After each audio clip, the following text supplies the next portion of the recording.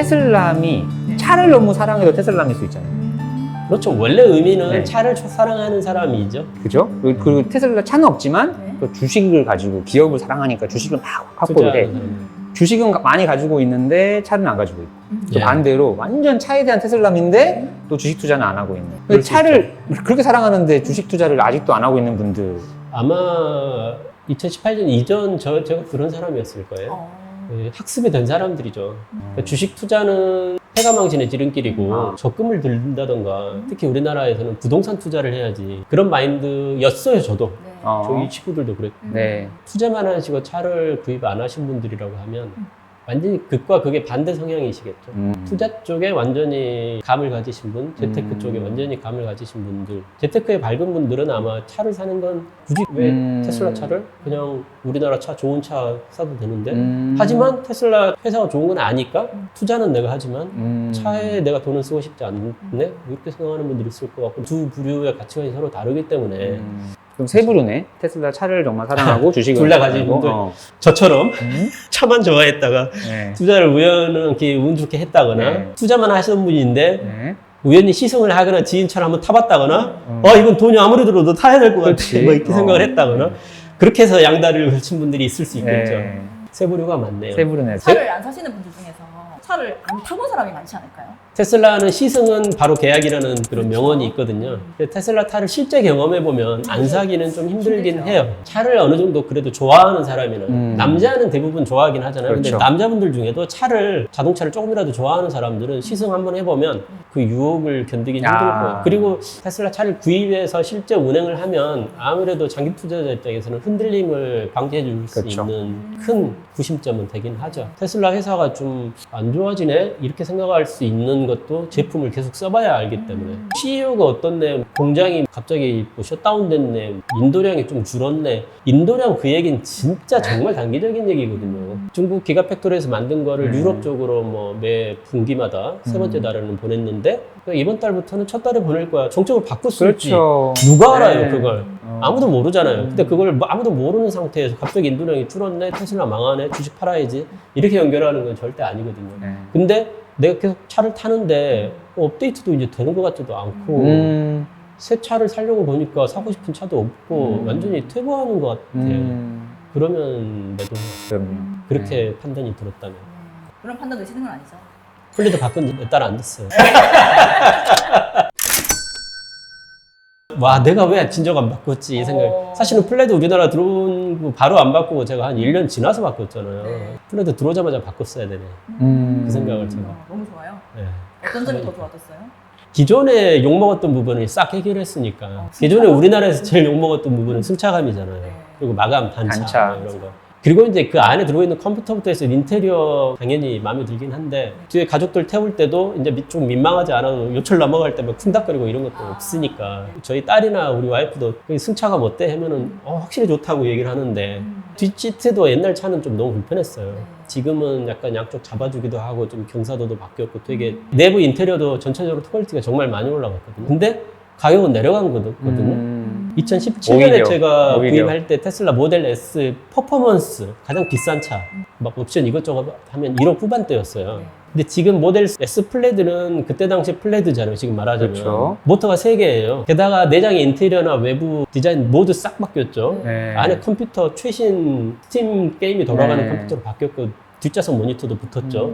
통풍 시트도 붙었죠. 음. 모든 것들이 좋아졌잖아요. 근데 가격이 플레드가 1억 초반대예요. 2017년에 1억 후반대였거든요. 성능 이만큼 올라가고 가격 이만큼 내려간 거거든요. 전기차가 내연기관 차하고 경쟁할 수 있는 보조금 없이 지금 트럼프한테 얘기했다는 건 전기차 보조금 없어요? 그렇지. 네. 원래 그랬어요. 원래 처음부터 보조금은 필요 없다고 생각을 했어요. 근데 이제 주니까 받은 거죠. 장기적인 목표는 보조금이 없이도 내연기관차하고 통급 사양의 차량하고 비교해서 경쟁이 될 정도 수준까지는 차량 가격을 내리고 품질을 올리는 게 장기적인 목표거든요. 그냥 차만 두고 봤을 때 차 크기, 태급 이런 것만 놓고 보면 그랜저나 소나타 정도예요, 사실. 맞아요. 모델 3가. 네. 그러니까 소나타 정도의 가격이 됐을 때 모델 3가 그 정도 되면 아마 일론 머스크도 이제 경쟁을 멈추지 않을까. 보조금 없이 소나타 가격에 테슬라가 끝나죠. 누가 네, 끝나죠. 네. 시장 네. 되면 끝장난다고. 네. 퀄리티는 올라가는데 가격은 낮출 수 있는 네. 그 궁극적인 이유가 그건 이제 제조 혁신 같은 거죠. 그 테슬라의 제조 방법이나 이런 거는 기존의 내연기관차들이 했던 방식을 전혀 그대로 안 하고 있거든요.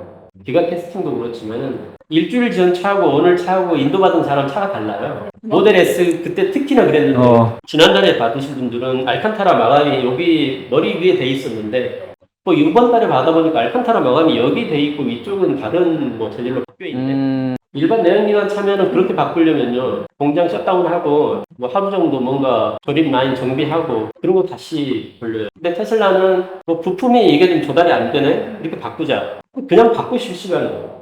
그게 이제 공장 운영 방식 자체가 소프트웨어예요. 그래서 거기는 그 섹터가 있어가지고 변경할 부분이 있으면 즉시 바꿀 수 있는 그런 게 있다고 하더라고요. 뭔가 잘 안 되면 공장 그 공간이 안 나오면 그 프리몬트에서만 차 만들 때 텐트를 치잖아요.